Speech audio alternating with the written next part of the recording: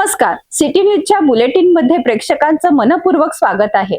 आज दिनांक 7 जुलै 2026 मंगळवार. बातमीपत्राची सुरुवात करूया सुविचार मालेने. स्वप्न पाहणारे खूप असतात, पण त्यासाठी मेहनत करणारेच पुढे जातात. आजचा सुविचार आपण बघितलात. आता बघूया आजच्या ठळक बातम्या.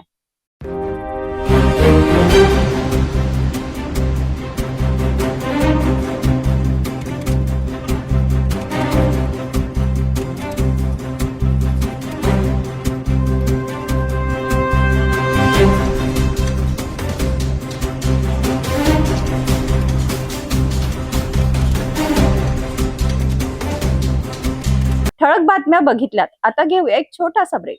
शादी और ब्याह की शुरुआत, आराधना साड़ी के साथ। Aradhana wholesale shopping mall, L2 बीझलँड complex, Nandgaon Peth, Amravati, Jawahar road, Amravati. Break नंतर बघूया सविस्तर बातम्या. अमरावती शहरातील राजापेठ परिसरात राजापेठ मित्र मंडळाच्या वतीने एका भव्य सत्कार सोहळ्याचे आयोजन करण्यात आले.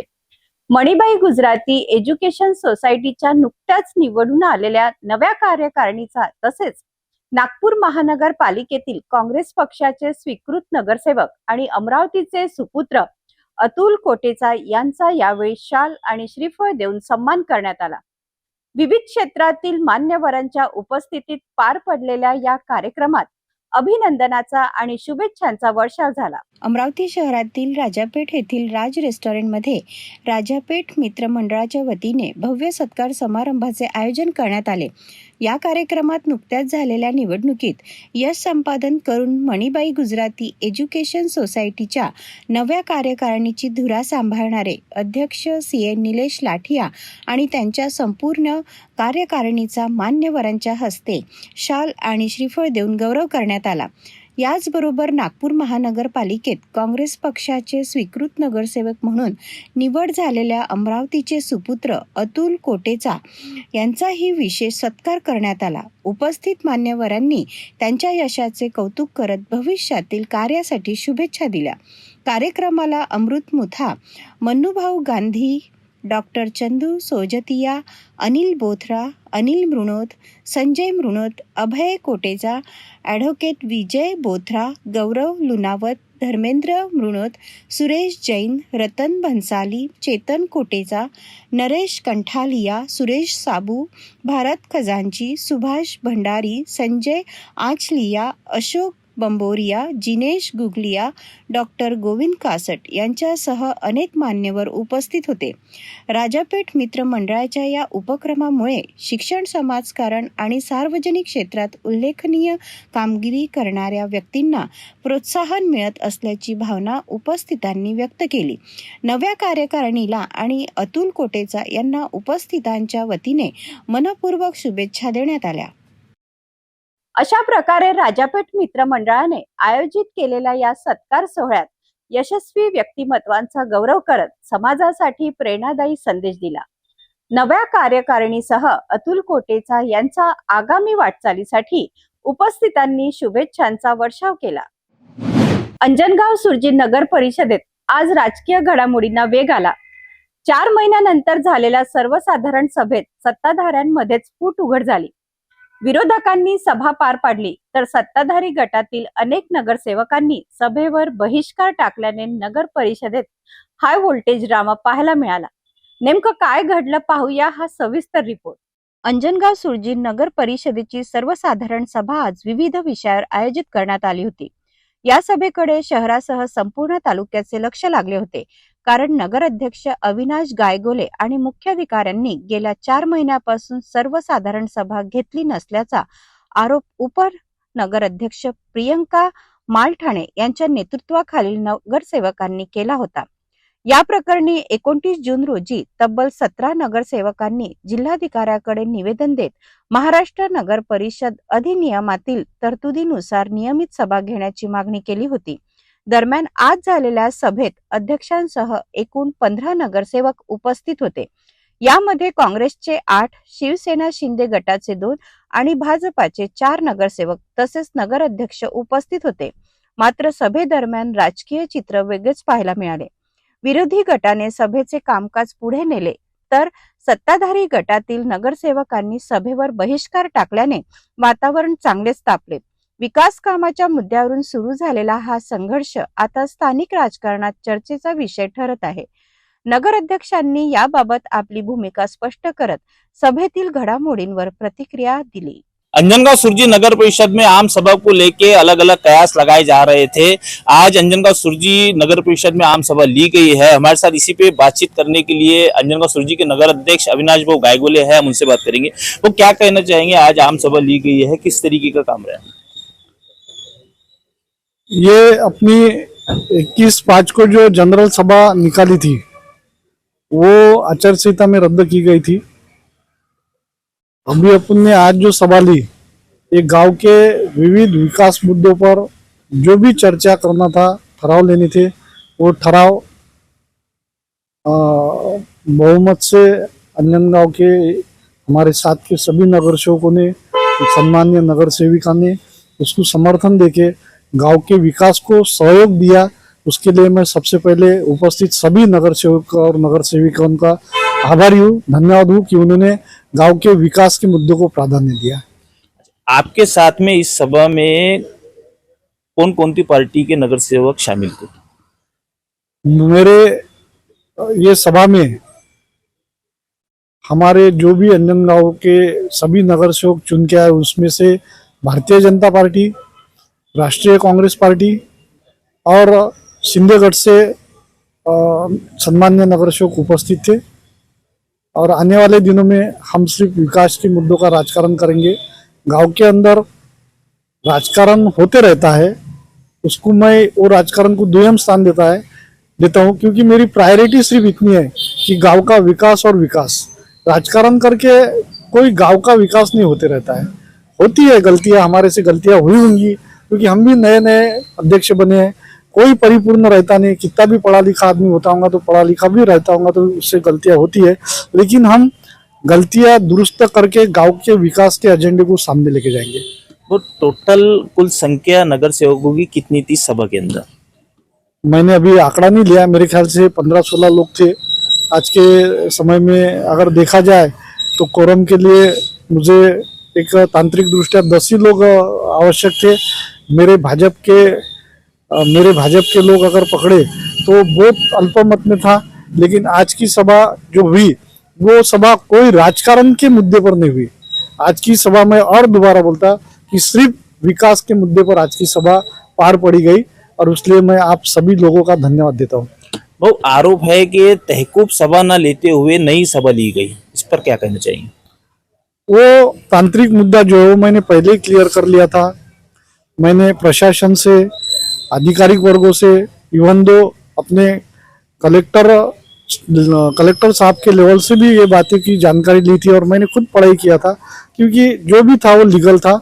ये जो मिसगाइड करने का या दूसरे साइड में अपना विकास के मुद्दे को छोड़ के अवान्तर साइड को उसको डाइवर्ट करना, ये थोड़ा सा आपके मुंह में जो शब्द है ये उस टाइप के शब्द मेरे को लग रहे हैं, ऐसा मेरे को लगता है।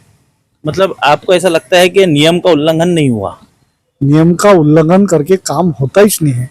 कोई भी प्रशासकीय लेवल पर कोई भी प्रशासन का आदमी नियम का उल्लंघन करके काम करता नहीं, और हमको भी नियम का उल्लंघन करके एक भी काम अंजनगांव सुरजी नगर परिषद के अंदर करना नहीं है। आने वाले दिनों भी और पिछले दिनों भी हमने कौन सा उल्लंघन वाला काम किया नहीं, ये मैं आपको स्पष्ट बता देता। और आपके सभी लोगों के सहयोग से आज की सभा बहुमत से पारित हुई, और ऐसा ही सहयोग आने वाले दिनों में सभी नगर सेवकों का मेरे को लगेगा। यही विनंती मैं सभी नगर सेवकों को करता हूँ। तो आखिरी सवाल, नगर परिषद का आईना बदलते हुए नजर आ रहा है। जो आपके साथ सत्ता में जुड़े थे, सत्ताधारी थे, वो बाहर नजर आ रहे हैं, जो सत्ता के बाहर थे वो अंदर नजर आ रहे हैं। हम जिस जगह पर खड़े रहे हैं अभी, ये जगह जनता की सेवा करने की जगह है, राजकारण करने की जगह नहीं है। लेकिन अगर कोई उसमें जनता की सेवा के अलावा दूसरी भी बातें ऐड करते होंगे तो इसका नाम ही राजकारण है। कोई कारण न रहते हुए राज करना, उसको राजकारण बोलते हैं। जो कुछ भी हुआ होगा वो सब आपके सामने है, उसके लिए मैं कुछ ज्यादा बात करना नहीं चाहता। एक खबर ये भी सामने आ रही है कि आपकी मुंबई मंत्रालय में कुछ विषयों को लेकर आज अहम मीटिंग थी, उसको लेकर क्या कहना चाहेंगे? सही बात है। आज मेरे लिए ये मीटिंग से भी बड़ी मीटिंग गांव के एक बहुत बड़े प्रोजेक्ट के लिए थी मंत्रालय में, लेकिन कुछ व्यत्यय आने से, आज के मीटिंग की वजह से, कुछ उसमें व्यत्यय आने की वजह से मैं वो मीटिंग को हाजिर नहीं रह सक रहा है, क्योंकि गांव के विकास के लिए ही वो मीटिंग थी और गांव में के एक बहुत बड़े प्रोजेक्ट के बारे में वो मीटिंग थी। अपन ने अंजनगांव नगर परिषद के हद में क्रीड़ा संकुल के लिए 7 एकड़ की जगह कृषि विभाग की मांगी थी। उसमें पालक मंत्री साहब ने कृषि विभाग से लेके दोनों के अध्यक्षता में, हमारे उपस्थिति में, नगराध्यक्ष की उपस्थिति में और हमारे सम्मानीय लोक प्रतिनिधि आदरणीय रवि राणा, इनकी उपस्थिति में ये आज की बैठक वहां पे मंत्रालय में लगी थी। तो आज के मीटिंग की वजह से, यहाँ की नगर परिषद की मीटिंग की वजह से वहां जाना मेरा मुनासिब नहीं हो रहा है, वहां मैं जा नहीं सक रहा है। इसका मेरे को बहुत बड़ा दर्द है, क्योंकि ये काम जो है क्रीड़ा संकुल का, आज तक के अंजनगांव के हर एक लोगों ने ये सोचा था कि ये काम होने को होना था। अपने गांव के जो अपने परिसर के क्रीड़ापटु है, अच्छे से अच्छा नाम कमा सके, अच्छे से अच्छा अपना प्रोग्रेस कर सके, इसके लिए वो क्रीड़ा संकुल होना जरूरी था। लेकिन आज की मीटिंग की वजह से मैं वो मीटिंग को पहुंच नहीं सका, इसका मुझे बहुत दर्द है। आने वाले दिनों में मैं आपके सभी मीडिया की तरफ से ये आश्वासन में मेरे को लगेगा आपकी तरफ से कि ऐसे मुद्दों को लेके आप पाठपुरावा करते वक्त हमारे लोगों की तरफ भी ध्यान रखा करो कि हम लोग अगर नहीं, थोड़ी सी कुछ बातें आगे पीछे होती होंगी, लेकिन हम घर में बैठ के काम करने वाले लोग नहीं है। हम हमारे जितनी भी हमारे में ताकत है उतनी ताकत लगा के आने वाले दिनों में ये मुद्दा रहे, डेपो का मुद्दा रहे, चाहे अंजनगांव का विकास का हर कोई मुद्दा रहे, वो मुद्दा आखिरी तक के लगा के हम काम करेंगे। यही आप लोगों को ग्वाही देते हैं और सभी अंजनगांव सुरजी के सभी जनता को आश्वस्त करते हैं कि आने वाले दिनों में एक बड़ा से बड़ा अपना क्रीड़ा संकुल अंजनगांव में, वो भी अप टू डेट क्वालिटी का हर चीज उसमें रहेंगी, ऐसे टाइप का एक क्रीड़ा संकुल यहाँ पे बनेगा, ये मैं आपको आश्वासित करूंगा। लेकिन आज के मीटिंग की वजह से ये मीटिंग को मैं जा नहीं सक रहा, फिर भी जो कुछ भी मेरे तरफ से बनेगा वो काम पूरा होने के लिए, तो उसके लिए मैं अभी से आपका ये बाइट होए बराबर अभी से उसका मैं प्रयत्न कर रहा। धन्यवाद। तो ये थे हमारे साथ में अंजनगांव सुरजी के नगर अध्यक्ष अविनाश जी गायगुले। उनका कहना है कि सभा को नियम परमाने लिया गया है, इसी में किसी भी प्रकार का नियम का उल्लंघन नहीं हुआ है और राजकारण से बचते हुए वो विकास की धोरण पर काम करते हुए नजर आ रहे हैं। जावेद शाह, सिटी न्यूज, अंजनगांव सुरजी। अंजनगाव सुरजी नगर परिषदेत सत्ताधारी आणि विरोधकांमधील संघर्ष आता अधिक तीव्र होताना दिसत आहे। या वादाचा शहराच्या विकास कामावर काय परिणाम होणार आणि पुढे कोणती राजकीय घडामोड घडणार याकडे आता सर्वांचे लक्ष लागले आहे। तुम्हाला या सगळ्या घटनेबद्दल काय वाटतं? तुमची मते कमेंट्स मध्ये सांगा आणि सिटी न्यूजला सबस्क्राइब करायला विसरू नका।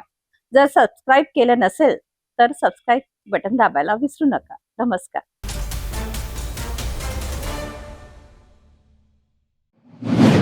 धामणगाव रेल्वे तालुक्यातील चिंचपूर येथील कृषक विद्यालयातील धक्कादायक वास्तव समोर आले आहे।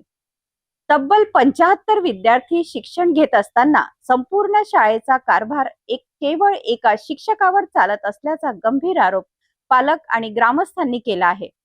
शिक्षकांच्या कमतरतेमुळे विद्यार्थ्यांचे शैक्षणिक नुकसान होत असून शिक्षण व्यवस्थेवर मोठे प्रश्नचिन्ह निर्माण झाले आहेत।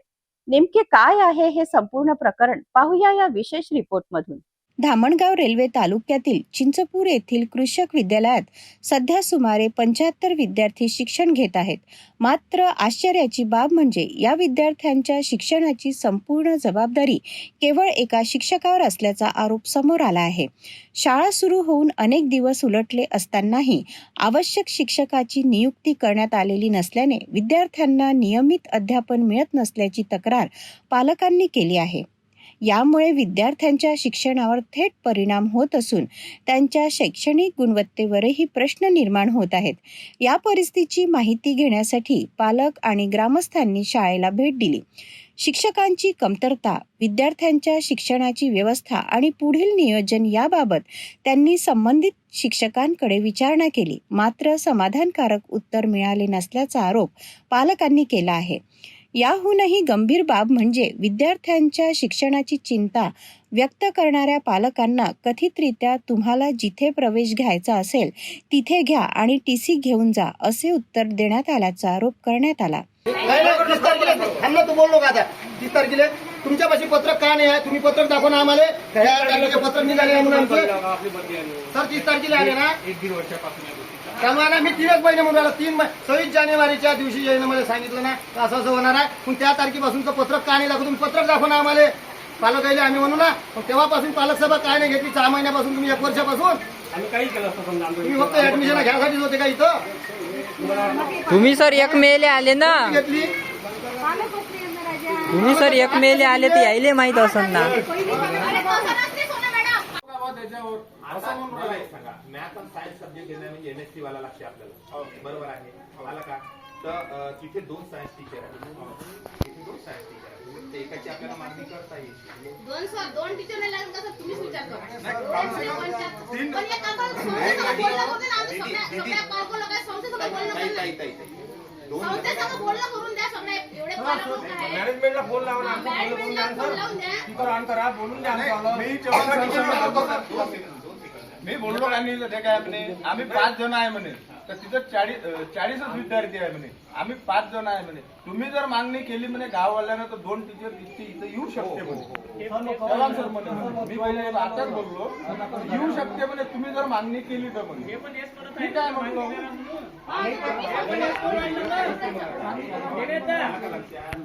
आम्ही वेगळं काहीच ते पण तेच म्हणून राहिले पण तुला आले कसं आहे तसं नाही बघतो म्हणजे आम्ही कसं लागत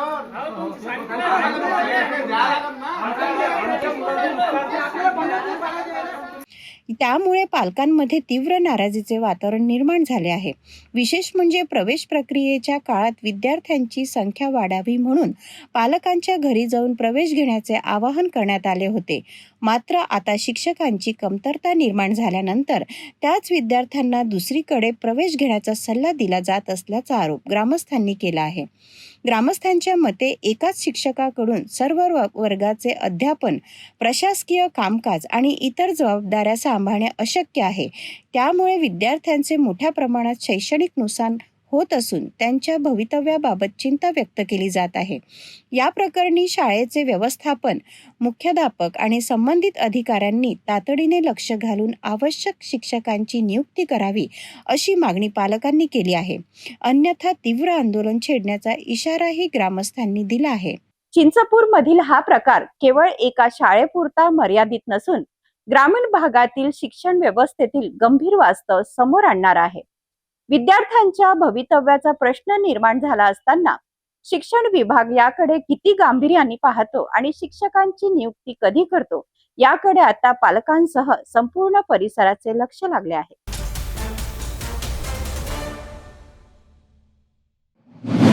पुण्यात गेल्या 2 दिवसापासून सुरू असलेल्या मुसळधार पावसाने अक्षरशः हाहाकार माजवला आहे. कुठे पूर, कुठे दरड कोसळली, तर कुठे झाडं उन्मळून पडली, तर कुठे महामार्गावरील वाहतूक ठप्प झाली आहे. रेड अलर्ट नंतर पुणे शहर, पिंपरी चिंचवड आणि ग्रामीण भागात जनजीवन विस्कळीत झाले असून प्रशासनही सतर्क झाले आहे. पाहूया पुण्यातील पावसाच्या कहराची ही मोठी बातमी. पुण्यात झालेल्या मुसळधार पावसामुळे मुंबई पुणे एक्सप्रेसवर लोणावळा परिसरात मोठ्या प्रमाणात पाणी साचले. काही ठिकाणी दरड कोसळल्याने वाहतूक काही काळ पूर्णपणे बंद ठेवावी लागली. त्यानंतर वाहतूक संथ गतीने सुरू करण्यात आली. दरडी कोसळल्यामुळे पुणे मुंबई ST बस सेवा ही तात्पुरती बंद करण्यात आली. रेल्वे मार्गावर पाणी साचल्याने आणि घाट परिसरात दरडी कोसळल्याने रेल्वे वाहतुकीवरही परिणाम झाला. त्यामुळे स्थानकांवर प्रवाशांची मोठी गर्दी पाहायला मिळाली. मावळ तालुक्यातही पावसाने रौद्र रूप धारण केले. जुन्या मुंबई पुणे महामार्गासह एक्सप्रेसवरही मोठ्या प्रमाणात पाणी साचल्याने अनेक वाहने बंद पडली आणि वाहतूक विस्कळीत झाली. हिंजवडील जवळील जांभे गावात पवना नदीला आलेल्या पुरामुळे अनेक घरांना पाण्याचा वेढा पडला. NDRFच्या जवानांनी बोटीच्या मदतीने तब्बल 25 नागरिकांची सुखरूप सुटका केली. दरम्यान संत ज्ञानेश्वर महाराजांच्या पालखी सोहळ्याच्या पार्श्वभूमीवर आळंदीलाही पुराचा मोठा फटका बसला आहे. इंद्रायणी नदीला आलेल्या पुरामुळे घाट, भक्त पुंडलिक मंदिर आणि नदीकाठावरील दुकाने पाण्याखाली गेली. सुरक्षेच्या कारणास्तव नदीवरील प्रमुख पूलही बंद करण्यात आले आहेत. पिंपरी चिंचवडमध्ये पवना नदीच्या पाणी पातळीत वाढ झाल्याने मोरया गोसावी गणपती मंदिरात पुराचे पाणी शिरले. मंदिराचा बहुतांश भाग पाण्याखाली गेल्याने मंदिर प्रशासनाने दर्शनासाठी मंदिर बंद ठेवण्याचा निर्णय घेतला आहे. सततच्या पावसामुळे सिंहगड घाट परिसरात दरड कोसळण्याचा धोका वाढल्याने प्रशासनाने 6 आणि 7 जुलै रोजी पर्यटकाच्या प्रवेशावर बंदी घातली आहे. शहरातील वाकडेवाडी परिसरात मोठे झाड कोसळून 4 चाकी रिक्षा आणि दुचाकीचे मोठे नुकसान झाले. सुदैवाने या घटनेत कोणतीही जीवितहानी झाली नाही. दरम्यान पुणे जिल्ह्यातील खडकवासला धरण साखळीतील पाणी साठ्यातही झपाट्याने वाढत होत आहे. धरण परिसरात सुरू असलेल्या मुसळधार पावसामुळे येत्या काही तासात धरणातून पाण्याचा विसर्ग सुरू होण्याची शक्यता प्रशासनाने व्यक्त केली आहे. त्यामुळे नदीकाठच्या नागरिकांना सतर्क राहण्याचे आवाहन करण्यात आले आहे. पुण्यातील मुसळधार पावसामुळे पुढील काही तास अत्यंत महत्त्वाचे मानले जात आहेत. नागरिकांनी प्रशासनाच्या सूचनांचे पालन करावे, अनावश्यक प्रवास टाळावा आणि सुरक्षित ठिकाणी राहावे असे आवाहन करण्यात आले आहे.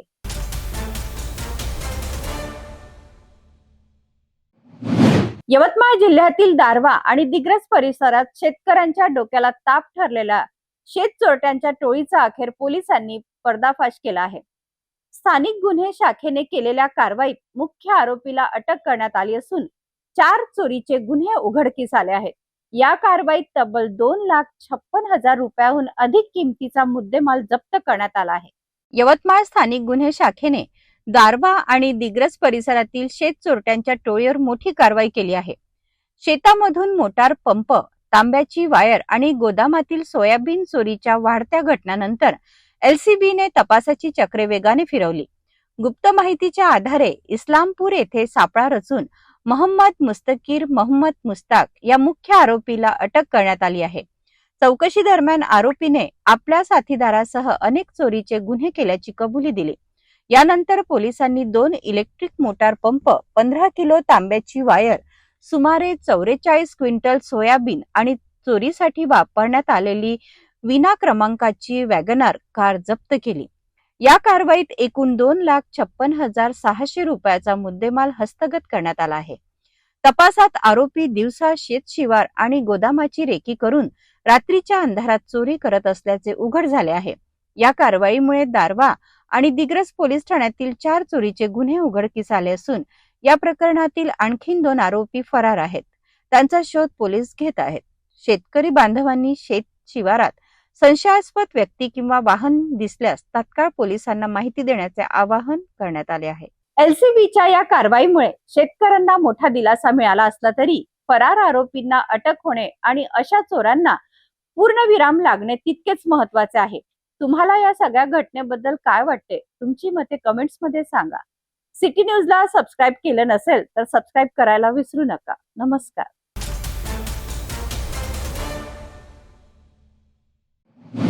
नागपुरात एका तरुणाला मैत्रिणीच्या नावावरून गाठत मारहाण करून त्याची दुचाकी आणि आयफोन लुटल्याची धक्कादायक घटना समोर आली आहे. मात्र या प्रकरणाचा अवघ्या 24 तासात छडा लावत पाचपावली पोलिसांनी 4 आरोपींना अटक केली असून लाखोचा मुद्देमालही जप्त केला आहे. ही घटना पाचपावली पोलीस ठाण्याच्या हद्दीत घडली. पोलिसांनी दिलेल्या माहितीनुसार फिर्यादी आपल्या मैत्रिणीला वारंवार फोन करणाऱ्या एका व्यक्तीला भेटण्यासाठी गेला होता. त्याचवेळी मुख्य आरोपी आदित्य कोचे आणि त्याच्या साथीदारांनी फिर्यादीच्या दुचाकीला धडक दिली. यानंतर आरोपींनी फिर्यादीला हातबुक्क्यांनी बेदम मारहाण केली आणि त्याच्याकडील बर्गमन दुचाकी तसेच iPhone 13 मोबाईल जबरदस्तीने हिसकावून पळ काढला. या प्रकरणी भारतीय न्याय संहितेच्या संबंधित कलमान्वये गुन्हा दाखल करून पाचपावली पोलिसांनी तातडीने तपास सुरू केला. तपास दरम्यान गुप्त बातमीदार, CCTV फुटेज आणि तांत्रिक विश्लेषणाच्या आधारे अवघ्या 24 तासात 4 आरोपींना अटक करण्यात आली. पोलिसांनी आरोपीकडून लुटलेली बर्गमन दुचाकी, iPhone 13, गुन्ह्यात वापरण्यात आलेल्या 2 मोटरसायकली आणि 4 मोबाईल फोन असा एकूण 4,53,000 रुपयाचा मुद्देमाल जप्त करण्यात आला आहे. या प्रकरणात आणखीन काही आरोपीचा सहभाग असल्याचा संशय असून त्यांचा शोध सुरू असल्याची माहिती पोलिसांनी दिली आहे. पोलिसांनी पाचपावलीच्या हद्दीतील राणी दुर्गावती चौक येथे 2 तारखेच्या रात्री एक इसमाला जबरदस्त मारहाण करून त्याचा मोबाईल आणि गाडी हिसकवून 5 ते 6 संशयित इसम हे फरार झाले होते. पाचपावली तपास पथकाच्या टीमने 24 तासाच्या आतमध्ये आरोपींना पकडून त्यांना अटक करून त्याचा PCR घेण्यात आलेला आहे. सध्यापर्यंत आमच्या ताब्यामध्ये 4 आरोपी आहेत. आरोपीचं पूर्वीचं काही रेकॉर्ड नाही. त्यासोबत आणखी 3 आरोपी आहेत. पकडलेल्या आरोपीमध्ये आहे आदित्य कोचे, अब्रार अन्सारी, अमित वानखेडे आणि साहिल तोफिक. हे 4 आरोपी सध्या आता आमच्यात कस्टडीमध्ये आहेत. सध्या आरोपीकडून 4,53,000 रुपयाचा मुद्देमाल जप्त करण्यात आलेला आहे. त्याच्यामध्ये गुन्ह्यामध्ये वापरलेले वाहन तसेच त्यांचे मोबाईल तसेच फिर्यादीचं जबरदस्तीनं घेऊन गेलेले एक वाहन आणि मोबाईल असा एकूण 4,53,000 रुपयाचा मुद्देमाल जप्त करण्यात आला आहे. संपूर्ण कारवाई माननीय CP साहेब यांच्या मार्गदर्शनाखाली जॉईंट CP साहेब, रिजन मॅडम, झोन 3चे DCP सर तसेच ACP साहेब आणि पाचपावलीचे PI सर यांच्या मार्गदर्शनाखाली दिलीप पवार, प्रकाश पखान, वासुदेव जयपूरकर, अंकुश राठोड, आशिष बावनकर, अतुल फडतारे आणि प्रीती थोरात यांच्या टीमने ही कारवाई केली आहे. अवघ्या 24 तासात आरोपींना अटक करून मुद्देमाल जप्त करणाऱ्या पाचपावली पोलिसांच्या या कारवाईचे कौतुक होत आहे. या प्रकरणाचा पुढील तपास सुरू असून फरार आरोपीचा शोधही सुरू आहे.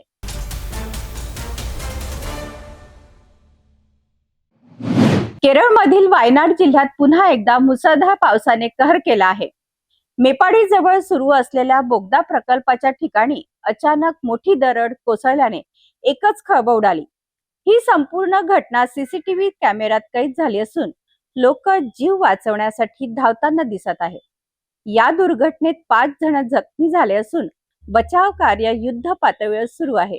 राहुल गांधी यांचा माजी मतदारसंघ असलेल्या केरळमधील वायनाड जिल्ह्यातील मेपाडी जवळील कलाडी परिसरात ही दुर्घटना घडली.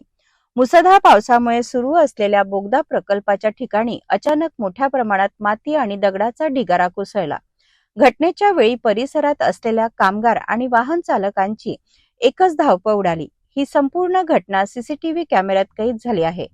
दरड कोसळताच एक मोठा ट्रक मातीच्या प्रचंड लोंढामुळे अनेक फूट पुढे ढकलला गेला. काही जण मातीच्या ढिगाऱ्याखाली अडकल्याची भीती व्यक्त करण्यात आली.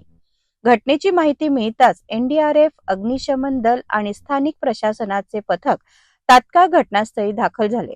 युद्ध पातळीवर बचाव कार्य राबवत अडकलेल्या नागरिकांना सुरक्षित बाहेर काढण्यात आले. या दुर्घटनेत 5 जण जखमी झाल्याची माहिती समोर आली आहे. गेल्या 24 तासात या भागात तब्बल 265 मिलीमीटर पावसाची नोंद झाली आहे. मुसळधार पावसामुळे बोगद्याचे काम आधीच थांबवण्यात आले होते. त्यामुळे संभाव्य मोठी जीवितहानी टाळल्याचे सांगितले जात आहे. सध्या घटनास्थळी मलबा हटवण्याचे काम सुरू असून दुर्घटनेचे नेमके कारण तपासले जात आहे. वायनाडमध्ये गेल्या वर्षीच्या भीषण भूस्खलनाच्या आठवणी ताज्या असतानाच पुन्हा एकदा झालेल्या या दुर्घटनेमुळे नागरिकांमध्ये भीतीचे वातावरण निर्माण झाले आहे. बचाव कार्य अद्याप सुरू असून प्रशासन परिस्थितीवर बारकाईने लक्ष ठेवून आहे. तुम्हाला या सगळ्या घटनेबद्दल काय वाटतं? तुमची मते कमेंट्स मध्ये सांगा. सिटी न्यूजला सबस्क्राईब केलं नसेल तर सबस्क्राईब करायला विसरू नका. नमस्कार.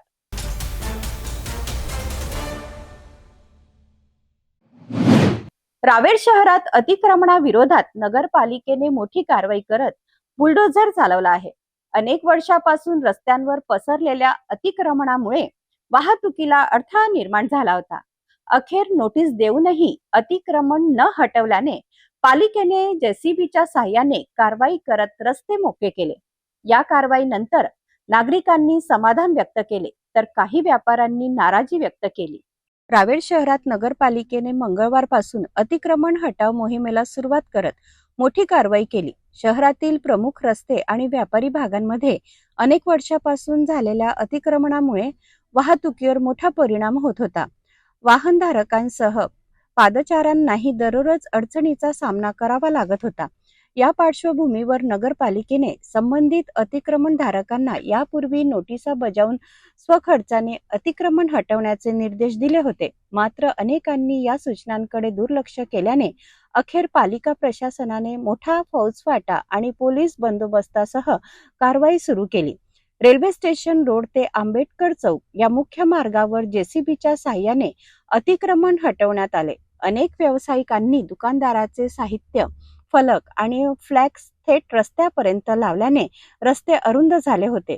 पालिकेची कारवाई सुरू होताच काही व्यापाऱ्यांनी स्वतःहून अतिक्रमण काढण्यास सुरुवात केली, तर उर्वरित अनधिकृत बांधकामे आणि फलक जेसीबीच्या साहाय्याने हटवण्यात आले. कारवाई दरम्यान कोणताही अनुचित प्रकार घडू नये यासाठी मोठा पोलीस बंदोबस्त तैनात करण्यात आला होता. पालिकेचे अधिकारी आणि कर्मचारीही संपूर्ण मोहिमेदरम्यान उपस्थित होते. विशेषतः दत्ता चौक परिसरात व्यापाऱ्यांनी दुकानाचे साहित्य आणि फलक रस्त्यावर आणल्यामुळे वाहतुकीला मोठा अडथळा निर्माण झाला होता. त्यामुळे लहान मोठे अपघातही वारंवार घडत होते. आजच्या कारवाईनंतर अनेक रस्ते मोकळे झाल्याने नागरिकांनी समाधान व्यक्त करत शहराने पुन्हा एकदा मोकळा श्वास घेतल्याची भावना व्यक्त केली. मात्र दुसरीकडे काही व्यापाऱ्यांनी पालिका प्रशासनाच्या कारवाईबाबत नाराजी व्यक्त केली. तरीही शहरातील वाहतूक सुरळीत करण्यासाठी आणि नागरिकांच्या सुरक्षिततेच्या दृष्टीने अतिक्रमण हटाव मोहीम पुढील काळातही सुरू राहणार असल्याचे पालिका प्रशासनाने स्पष्ट केले आहे. रावेरमध्ये झालेल्या या अतिक्रमण हटाव कारवाईनंतर शहरातील मुख्य रस्ते पुन्हा मोकळे झाले आहेत. नागरिकांनी या निर्णयाचे स्वागत केले असले तरी काही व्यापाऱ्यांनी कारवाईवर आक्षेप घेतला आहे.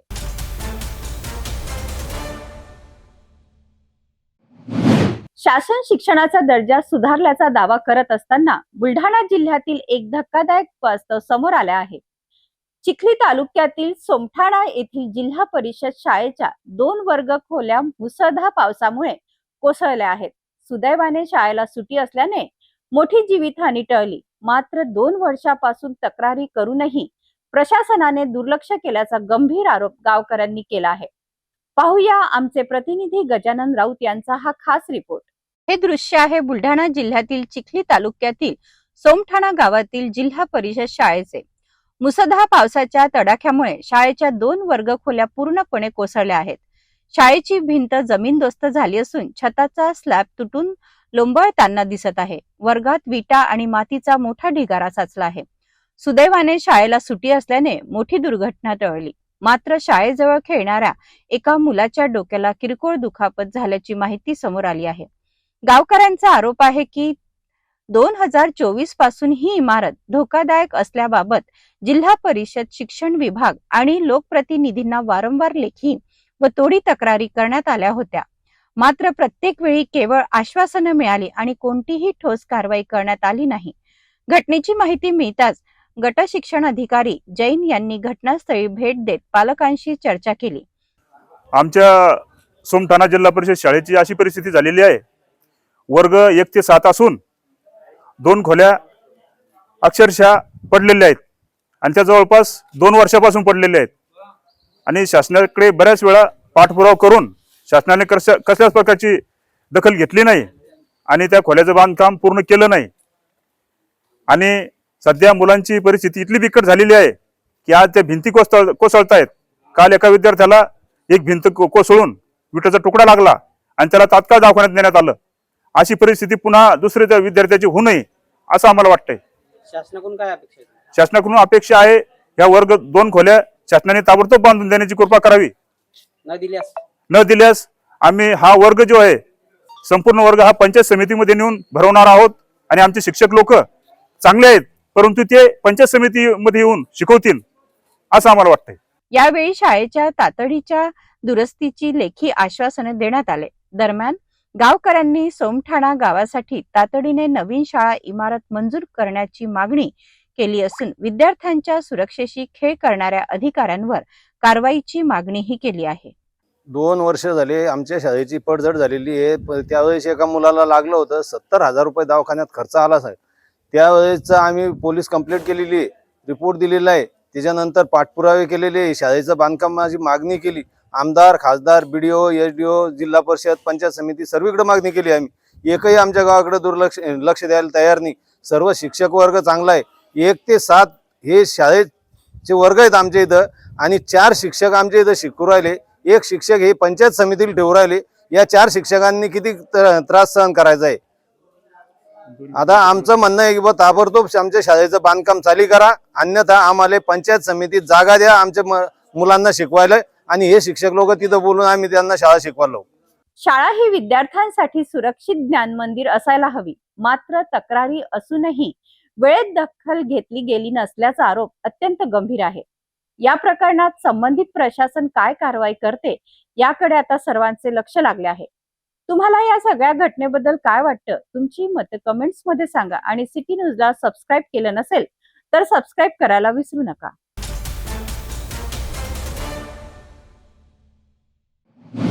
नागपूर जिल्ह्यातील सावनेर तालुक्यात धापेवाडा परिसरात एक भीषण अपघात घडला आहे. सावनेरहून कळमेश्वरच्या दिशेने जाणारी भरधाव कार अचानक अनियंत्रित होऊन रस्त्यालगत पलटी झाली. अपघाताचे दृश्य भीषण असले तरी सुदैवाने कोणतीही जीवितहानी झालेली नाही. सावनेर पोलीस ठाण्याच्या हद्दीतील धापेवाडा परिसरात हा अपघात घडला. MH48 CK 1083 क्रमांकाची कार सावनेरहून कळमेश्वरच्या दिशेने जात होती. दरम्यान अचानक चालकाचे वाहनावरील नियंत्रण सुटल्याने कार रस्त्यालगत पलटी झाली. अपघाताची माहिती मिळताच सामाजिक कार्यकर्ते हितेश बनसोड यांनी तत्काळ सावनेर पोलीस निरीक्षक ऋतुजा जाधव यांना याबाबत माहिती दिली. अपघाताचे दृश्य पाहता मोठी दुर्घटना घडण्याची शक्यता होती. मात्र सुदैवाने कारमधील सर्व प्रवासी सुरक्षित असून या अपघातात कोणालाही दुखापत झाली नसल्याची माहिती समोर आली आहे. या घटनेमुळे काही काळ परिसरात नागरिकांची गर्दी झाली होती. सुदैवाने या भीषण अपघातात कोणतीही जीवितहानी झाली नाही. मात्र पावसाळ्यात वाहन चालवताना वेगावर नियंत्रण ठेवणे आणि वाहतूक नियमाचे पालन करणे अत्यंत आवश्यक आहे. तुम्हाला या सगळ्या घटनेबद्दल काय वाटते? तुमची मतं कमेंट मध्ये सांगा. सिटी न्यूजला सबस्क्राईब केलं नसेल तर सबस्क्राईब करायला विसरू नका.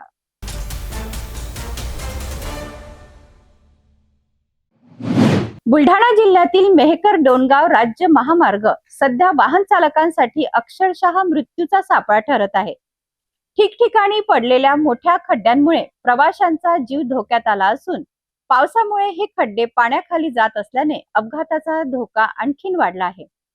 प्रशासनाच्या दुर्लक्षाविरोधात नागरिकांनी तीव्र नाराजी व्यक्त केली आहे. मेहकर डोणगाव राज्य महामार्गाची अवस्था दिवसेंदिवस अधिकच बिकट होत चालली आहे. संपूर्ण रस्त्यावर ठिकठिकाणी मोठमोठे खड्डे पडले असून वाहन चालकांना जीव मुठीत धरून प्रवास करावा लागत आहे. पावसामुळे हे खड्डे पाण्याखाली जात असल्याने त्याचा अंदाज येत नाही. त्यामुळे अपघाताचा धोका वाढत आहे.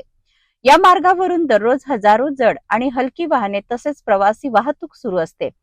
खराब रस्त्यामुळे वाहनांचे मोठ्या प्रमाणात नुकसान होत असून नागरिकांना आर्थिक फटका बसत आहे.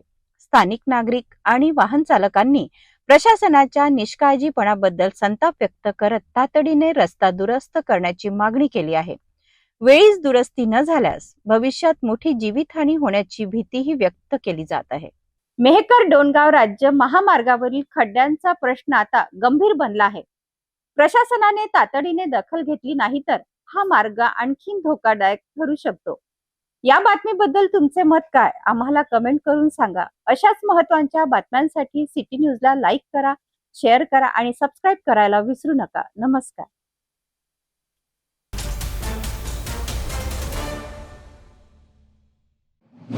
नागपुरातील धंतोली परिसरातून एक धक्कादायक घटना समोर आली आहे.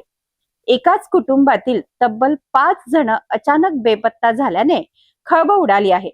24 जून पासून या कुटुंबाचा कोणताही संपर्क होत नसून कर्जाच्या वाढत्या ओझ्यामुळे त्यांनी घर सोडल्याचा प्राथमिक संशय व्यक्त केला जात आहे. पोलिसांनी या प्रकरणाचा कसून तपास सुरू केला आहे. धंतोली परिसरात राहणारे जितेंद्र परसवानी, त्यांची आई हर्षा परसवानी, पत्नी इशिता परसवानी आणि 2 मुले खुशी व कृष्णा हे 24 जून रोजी संध्याकाळी घरातून बाहेर पडले.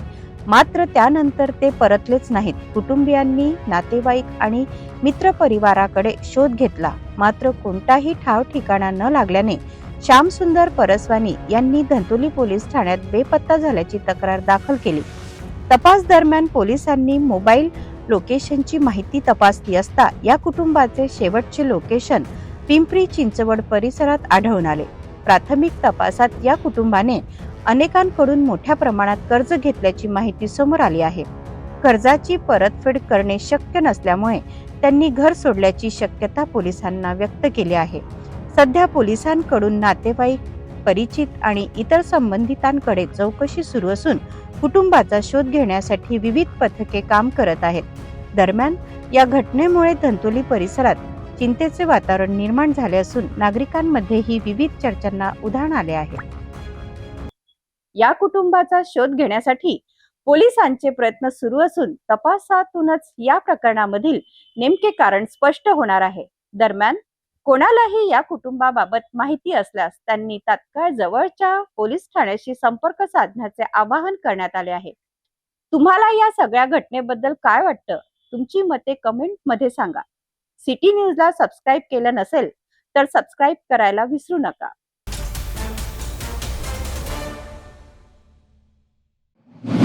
भोकरदन तालुक्यात राज्य उत्पादन शुल्क विभागाने अवैध मद्य विक्री विरोधात मोठी कारवाई करत हॉटेलवर धाड टाकली आहे.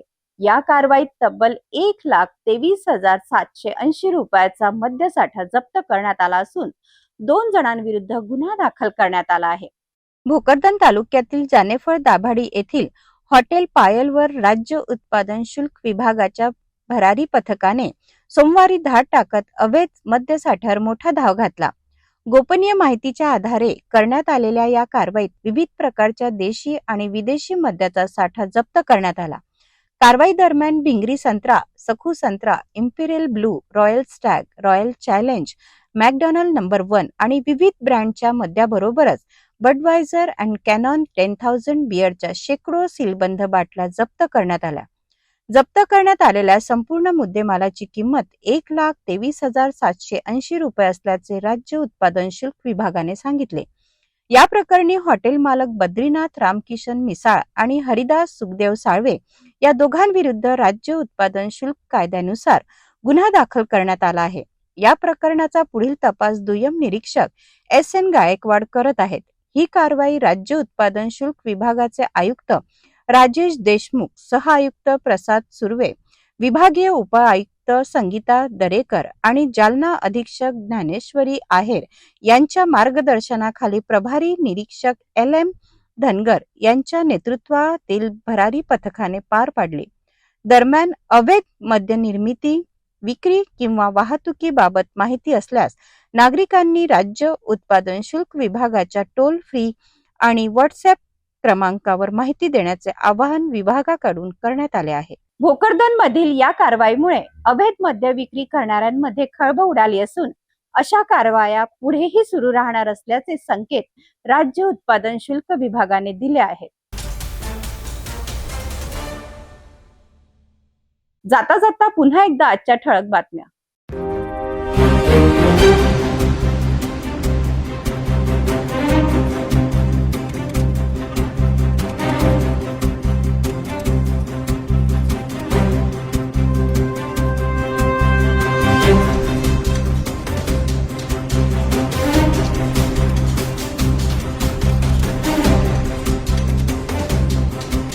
आता सिटी न्यूज चॅनल आपल्या टीव्हीवर सुद्धा बघू शकता. अमरावती जिल्ह्यानंतर विदर्भ आणि महाराष्ट्राचे दर्शक घर बसल्या आपल्या केबल टीव्हीवर सुद्धा सिटी न्यूजच्या बातम्या पाहू शकतील.